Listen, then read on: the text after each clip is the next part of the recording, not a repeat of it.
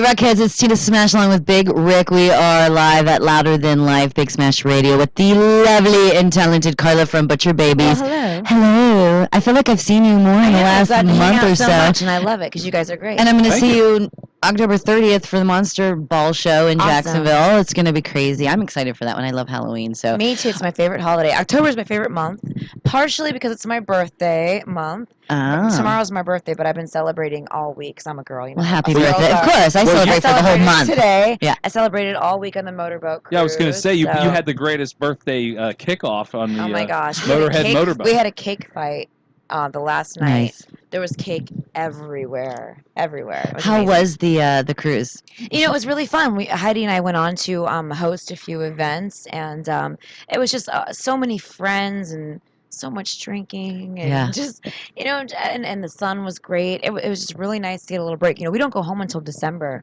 so it was nice to get a few days in the sun and just to have a good time and relax. I always thought about doing one of those cruises with the the Shiprocked or whatever, but my issue is like if I don't want to be around these people, there's nowhere to go.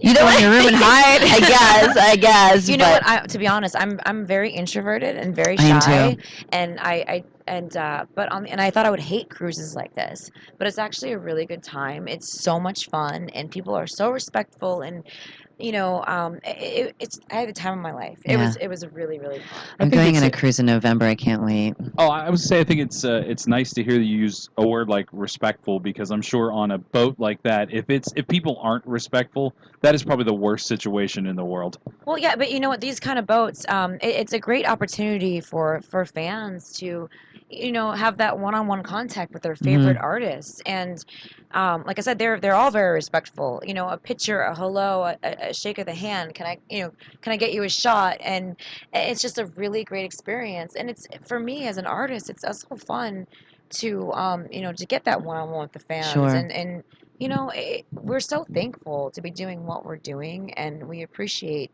people being appreciative so much. So it's a great experience all the way around. I bet it's the weather here today is probably messing with your voice a little bit. It is. It's 50 and rainy Yeah, it's always hard. Climate change is always the hardest thing for me. Like when we go to Arizona and it's 110 and dry, my throat just closes up. It gets so dry. You know, where I'm from, the Midwest, where it's humid, is the absolute perfect conditions. Except for hair. For vocals, except for hair. You know, horrible hair days, but great vocals. I can't speak on the topic of hair. You guys have to have it covered. I don't have A, any, and B. What I have left is just, it's a beautiful shade of gray, not blue nor pink. It's just the trials and tribulations of being a woman, especially on tour. I can't even imagine what you have to go through, Carla, being on tour, you know, with the two of you. You know, it's gotten really easy. I think that there was a little bit of anxiety before our first tour, but that was years ago now, and we're old road dogs now, and it's actually not that hard. You learn how to live out of a suitcase. You learn how to live with just the bare essentials that you need, and it's actually very gratifying, especially being a woman. You know, when I go home, I have an arsenal of things that I can't live without, but on the road, you have these tiny bags, and like I said, it's very gratifying to learn how to live that way. That's an interesting point. It probably teaches you really quickly that you can be a minimalist if you want to. Yeah. Anybody can. You really do learn what's important all the way around on the road. You learn what you have to bring your mascara important, for sure. What things you need, and it really does. Your life is so minimalist and stripped down and bare, and even the emotions that you go through, being very you know, the loneliness that you feel, everything changes, but I think it's a great thing to learn how to get through. I really do. I'm thankful for the experience. You I finished your book on the plane on the way here. I don't get much time to read, so I was like halfway done last time I saw you, and I finished it. I really enjoyed it. Thank you. I was like, when I got done, I looked at my husband and I go, I just want to hug Carla when I see her. Like, was it hard for you, or was it more therapeutic for you to like kind of just put yourself out there on paper? Oh, it was very therapeutic. You know, I've always wanted to write a book since I was a kid, and you know, I put it out as a creative nonfiction. I didn't want people to think that I wrote a book because I was in a band. This is a dream of mine since I was a kid. I am a writer. I love writing. But the book really isn't even about the band. It's not about the band, and I didn't want to make it about the band at all. And there's very little Yeah. about the band in it. Yeah. Maybe towards the end a little bit, but yeah, that's the way that I wanted it. And you know, I think that there was a couple chapters that I didn't write to the very end, and they became the most important chapters and the most important things that I spoke about. And I left them till the end because it was hard to write about them.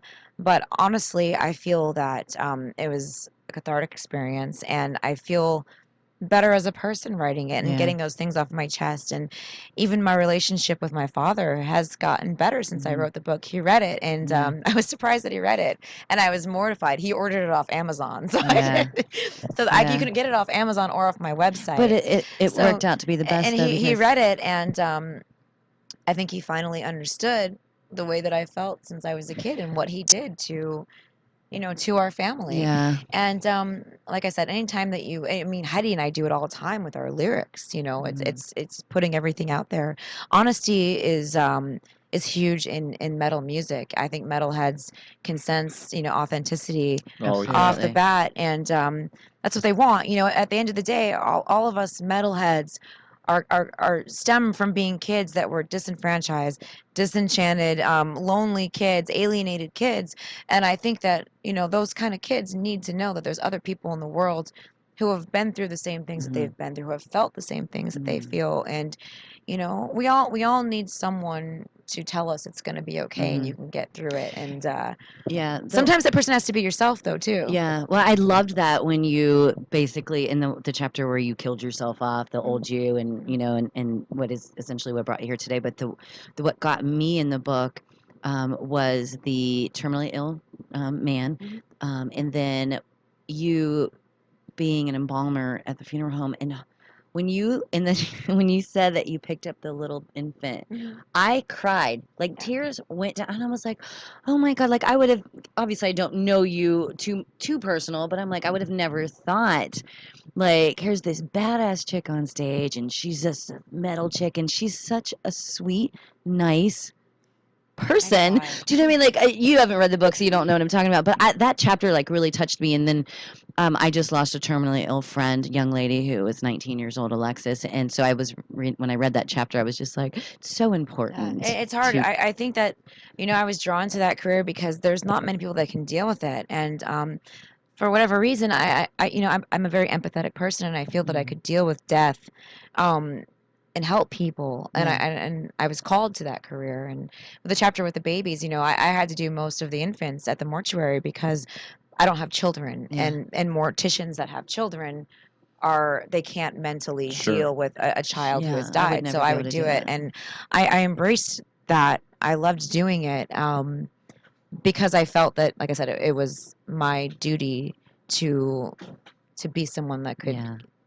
Well, I love do the that. book. If you guys haven't picked up her book yet, make sure you guys go out and do that. It's really good, and I hope you write Thank more. you. I Thank really you. do. I would love to write more. And by the way, we haven't really talked about the album at all. They're telling Let's us to talk about wrap my it up. album. He's making us wrap this up. But the album's out, and Take it's It Like a doing Man. great. Yeah, It's doing so good, and we're It so is. proud. You know, Take It Like a Man. It was our first album, Goliath, was awesome, and we're very proud of that. But this one, I think, just kicks Goliath, and it's just it's a great album, and lyrically, it's much stronger. I think that we managed to tap into some new emotions that we've had just touring so much, and feeling these new feelings of alienation out here on the road, Yeah. and being so detached from our home lives, and it's just a great album, great lyrics. The playing on is great. We've been a band now for 6 years, and we've hit the road so hard, and we've all honed our crafts, where, you know, the bass player, guitar player, drums, vocals, and we've come into our own, I think. And I think the album really shows that.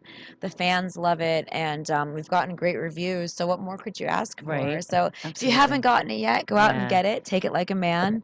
Congratulations. Thank We're- you. Yeah, seriously, just from a human standpoint, congratulations on From a actually human writing a standpoint. book. I mean, I think that Thanks. is the most fascinating process, and because everybody does it differently, just like writing a record. But to actually be able to sit down and write all of that is a tremendous accomplishment. Well, I So good had for it, you. and it's funny because people always ask me, "Well, someone else helped you write it, right?" I'm like, "No, I wrote it. I did it all by myself, Yeah, it was- completely by myself. There was no ghostwriter. It's all me. I don't believe in doing that. If you're gonna do something, you do it on your own. Exactly. But I had a professor and I took some courses on writing and years ago, and professor told me that if you can get past page 40, you can write your book. And he's so right. I don't know what it is about page 40. Yeah, but once you get past that, it's you can do it. And I wrote it while we were touring off Goliath, and in these stolen moments that we had on the bus in the middle of the night, and it was a great experience. I think that, like with anything else, if you have a dream, you should do it. Absolutely. Life is too short to not do things you Absolutely. want to awesome. do. Amen. Congratulations. We'll end it on that. Congratulations once again. It's Carla from the Butcher Babies, Louder Than Life.